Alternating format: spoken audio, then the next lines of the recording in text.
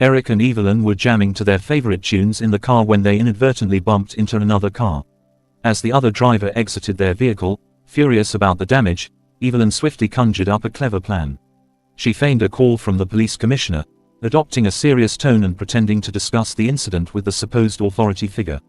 The other driver, seemingly convinced by Evelyn's acting skills, retreated without further ado. Eric burst into laughter once the man drove off, but Evelyn's hands were trembling slightly. "Too close," she whispered, sliding her phone back into her coat pocket. Eric reached over and squeezed her hand. "You're amazing," he said softly. "Seriously, that was next-level genius." She gave him a sad smile. "I had to learn to be clever. Life doesn't leave much room for slow thinkers." They drove in silence for a while after that. The song that came next on the playlist was slow and haunting, one of Evelyn's favorites. She stared out the window, watching the trees blur past, but her thoughts were far away.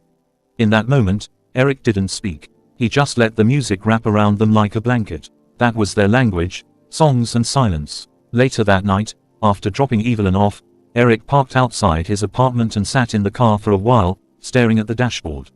He had this feeling in his chest, like something important had just happened, or maybe something was slipping through his fingers. He didn't know it then, but he was right. Evelyn's phone went missing 3 days later. It happened on a Sunday, quiet and grey. The rain had just stopped falling, and she had gone out for a short walk by the riverside. She remembered sitting on a bench, watching the water swirl with fallen leaves, thinking about her mother, about a letter she hadn't sent yet, and about the voice message she was planning to record for Eric later that day. She had taken her phone out to check the time. That was the last time she saw it. When she realized it was gone, panic flooded her. She retraced her steps, asked 2 old women sitting nearby, checked the garbage bin beside the bench, but it was useless. Someone had taken it, not just a phone, but her secrets, her words, her heart. To most people, a phone is just a device. But Evelyn's phone held more than photos and texts. It held her voice, hours of voice notes she had never sent. It held her pain, her memories, her unsent letters. It held the truth of a love that was too fragile to speak aloud. She had a folder, hidden beneath layers of apps and fake file names. She called it June. It was for Eric, not that he knew. Inside June were recordings she made after every moment they shared. Sometimes it was her laughing quietly, talking about how he brushed his hair back when he was nervous. Sometimes it was her crying, whispering truths she could never say in person. "I love you," she had once recorded, her voice barely above a breath. "But I know I shouldn't. You're too kind, too good. You deserve someone whole." He never knew about June. He never knew about the journal entries, the poems, the recordings. He never knew that Evelyn, who always smiled and laughed, carried a grief she couldn't explain. Now someone had it all. Eric noticed something had changed when she didn't reply to his messages that night. Then the next day, then the one after that. He called, but the line was dead. It wasn't like Evelyn. She always responded, even with a silly emoji or a song lyric. He drove to her apartment. Gone. The landlord said she had moved out 2 days ago. No forwarding address, no note, just gone. In the days that followed, Eric became a shadow of himself. He stopped playing music. He stopped laughing. He scrolled through their old messages, reread the tiny jokes, the midnight thoughts, the long playlists they built together. "Hey, I know you're probably mad at me," he texted once, even though he didn't know what he had done wrong. "Just, please tell me you're okay." No reply. Sometimes at night, he would whisper her name into the darkness, hoping it would bring her back. Evelyn. Evelyn had left because the phone was stolen. Because everything inside it, the recordings, the letters, the things she didn't even dare to admit to herself, was now in someone else's hands. Someone who could use them, mock them, ruin them. But most of all, she left because she was ashamed. She had always told herself that she could keep those feelings hidden. That if she never said them aloud, they wouldn't hurt anyone. That she could stay close to Eric, love him in silence, and still protect him from the broken parts of herself. But now the silence was shattered. Someone else had heard truths. What if they sent him the recordings? What if he listened? She couldn't bear the thought of him hearing her voice say the words she'd never had the courage to speak. "I want to grow old next to you, even if it's just as a friend. I'm scared all the time, and the only place I ever feel safe is beside you. I've been sick, and I didn't tell you, because I didn't want you to look at me like I was fading."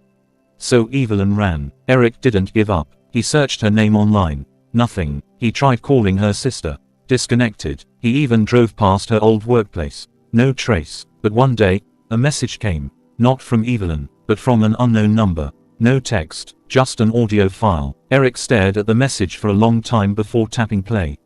It was Evelyn's voice. Soft, hesitant, real. If you're listening to this, then someone found my phone. And maybe they sent it to you as some sort of cruel game.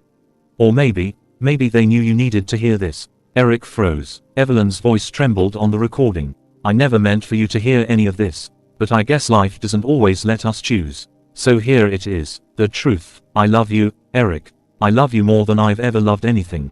But I didn't tell you because I didn't want you to feel like you had to fix me. I didn't want to be another weight you carried. Eric's hands were shaking. I left because I was afraid. Because I've always been afraid. And now I think I've lost you. And that's the part that hurts the most. Not the fear, not even the illness, just the silence. The message ended. He played it again, and again, until the sun came up. He started writing letters after that. Every day, one letter. He didn't know where to send them, so he kept them in a box. Dear Evelyn, I forgive you. You were never a burden. Dear Evelyn, I love you too. I think I always did. Dear Evelyn, if you're reading this, come home. Months passed, the seasons turned, but Eric kept writing, until one day, a letter came for him. In handwriting he knew too well. She had found a quiet town by the sea, a little bookstore job, a window that overlooked the water. Inside the envelope was a short note. I'm sorry it took me so long. I've been learning to breathe again. And there was a photo of a bench, the one by the river, the one where she lost her phone. On the back, it said, meet me here. Eric went. He didn't know what to expect. But when he saw her sitting there, hair longer, eyes tired but warm, he knew one thing. She had come back, not just to the city, but to him. She stood slowly, unsure. He walked the rest of the way. No words at first, just the power of embrace. Two people folding into each other. Years of silence falling away. He didn't ask questions. She didn't offer apologies. All that mattered was the way they held each other. The way her head fit on his shoulder. The way he whispered, you don't have to hide anymore. And she whispered back, I know. In time, Evelyn told him everything. About the illness, the fear, the recordings. He didn't flinch. He just held her hand and said, we'll face it together. Love, she learned, was not just about feeling. It was about staying, about sacrifice, about pain, yes, but also healing. She never found out who stole the phone. But maybe, in some strange way, it was a gift. A moment that forced the truth into the light. Years later, they still kept a folder called June. Only this time, it wasn't hidden. And it wasn't filled with secrets. It was filled with shared voice notes, birthday songs, quiet poems, and baby laughter. Because Evelyn didn't run anymore. And Eric never stopped choosing her. Even when the world went quiet. Even when it hurt.